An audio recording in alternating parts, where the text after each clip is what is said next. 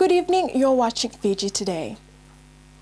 Fiji Corporation Limited paid the government $2.6 million in dividends today. The check that was handed over this afternoon signified the importance of government commercial company in supporting the national economy. Fiji Ports consist of Fiji Ports Corporation Limited and the subsidiary companies, and the Ports Terminal Limited and Fiji Ships Heavy Industries Limited. The company operates under the legal ambit of Public Enterprise Act of 1996. FPCL is vital to the economic growth and development of Fiji, handling 95% of national trade in terms of imports and exports. It also provides employment to more than 400 people in Suva, Levuka, Lautoka and surrounding areas. The People's Republic of China remains committed and values its ties with Fiji. Remarks made by the Vice Premier of the People's Republic of China, His Excellency Mr. Hui Liangwu, who arrived in Nadi yesterday afternoon. He was received by the Acting Prime Minister and Attorney General Ayaz Sayed Qayyum. His Excellency Mr. Hui told Mr. Sayed Qayyum and government ministers that China is committed to developing Fiji. 好朋友也是好伙伴，我们非常珍惜两国的友谊。 China and Fiji are good friends and good partners. China highly values its friendship with your country. Prime Minister Comodoro Bainimarama will tomorrow open Fiji's newest embassy in Brazil. The establishment of the new mission falls in line with the Pillar 1 of the People's Charter of enhancing global integration and international relations. Setting up in Brazil means linking up with the world's 8th largest economy, and Fiji hopes to benefit from opportunities of trade. We are also the first South Pacific nation to open an embassy in Latin America. Fiji established diplomatic relations with Brazil on February 16, 2006. A joint communique was signed in New York by the then permanent representative to the United Nations, the late Isique Savua, and his Brazilian counterpart, Mr. Ronaldo Mota Sadenberg. Since then, trade involved goods re-exporting items such as vehicle parts and articles of steel or ore. Fiji also imports vegetable products, coffee, prepared foodstuff, beverages, spirits, vinegar, tobacco and manufactured tobacco substitutes, chemicals, plastics, grains, footwear items, glassware, ceramic products and jewelry from Brazil. Government plans to expand their trade base with the mission opening and tap into areas of agriculture. The two countries also engage at the global level in multilateral negotiation trade-related intellectual property rights. On the environment front, both countries are part of the United Nations Environment Program. The Ministry of Works and Transport former Permanent Secretary Thama Tuiloma will be our first ambassador to Brazil. Mr. Tuiloma has served government for 37 years and was Fiji's acting High Commissioner to New Zealand in 2008. After the break, we honor fallen police officers.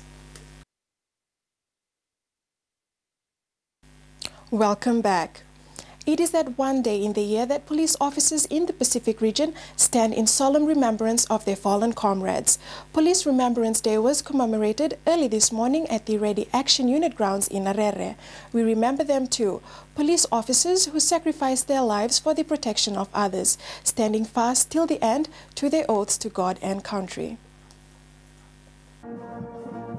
The sounds of marching band reverberating across the hills of Nasino as the early dawn service brought members of the diplomatic corps, friends and relatives together for a day that is cherished and dedicated to the fallen servicemen of our beloved Fiji.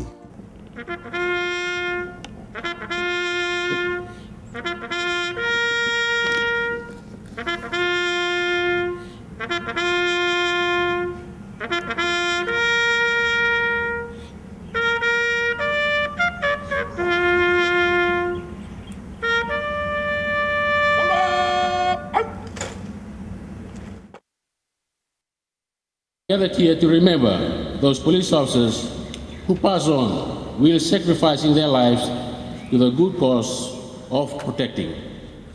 Men and women of our police force had to work under some very trying circumstances, and this had caused a lot of miseries to the police officers and their families. I commend the officers for your readiness and commitment to your duties in these difficult times. The day signified a new beginning for many, but for some, the opportunity to renew relationships. I think today has got a very deep meaning and significance. It's the only day that we get together as members of the force and ex-members of the force to come and remember those who have served and who have left us during the service. That's why it's significant. And a message to all is that there is always a binding bond between those who have gone and those who are staying. And to the wives, those who have been left behind, is a part of life. And we wish them well in their future journey from now on. It is one of our noble duty as police officers and former police officers to continue to remember our fallen comrades. The Bible clearly spells out in the letter of St. Paul, which states, mourn with those who mourn, so that they may lighten their burden. And apparently coming this morning and be part of this ceremony, it is a gracious occasion to each and every one of us, and more importantly, joining with the families of those of our fallen comrades, and especially our serving members in the force, the wider community, the Commissioner of Police and his men, and members of the diplomatic corps. So it is a unique occasion indeed. The thought of missing loved ones also brought back memories for a mother who has missed the companionship and comfort of her late husband. The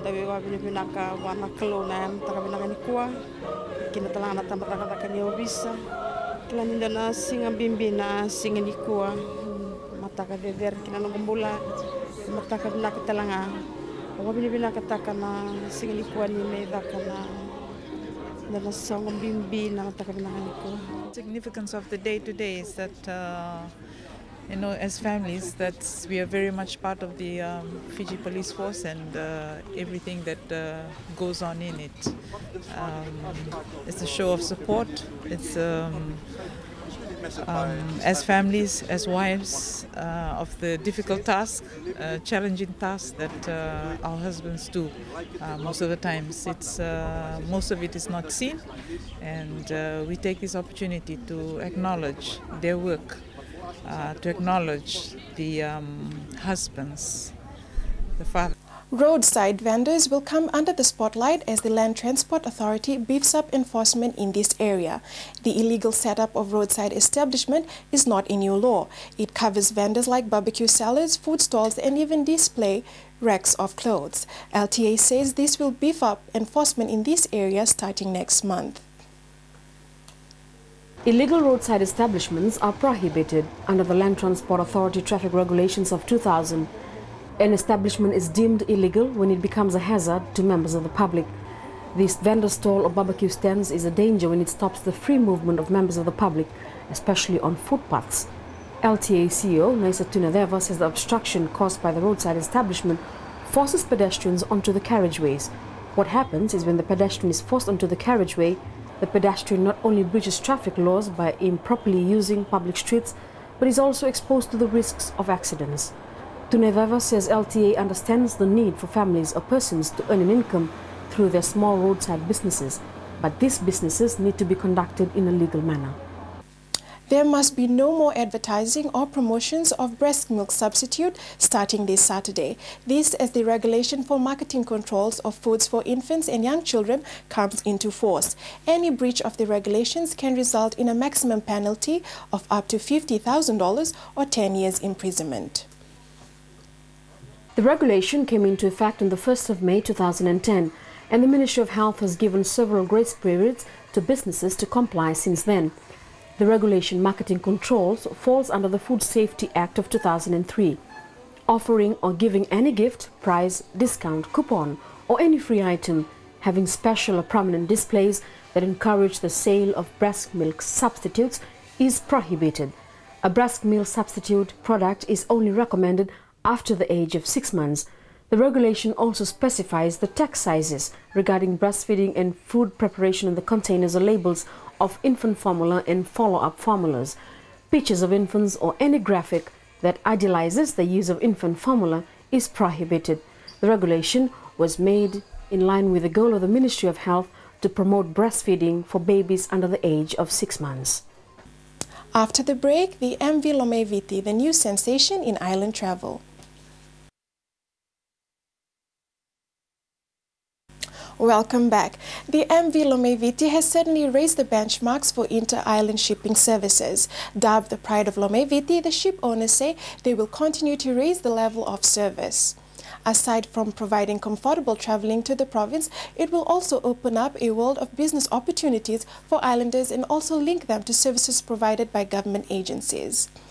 This was evident from the Ngau Island Trade Show that took place recently.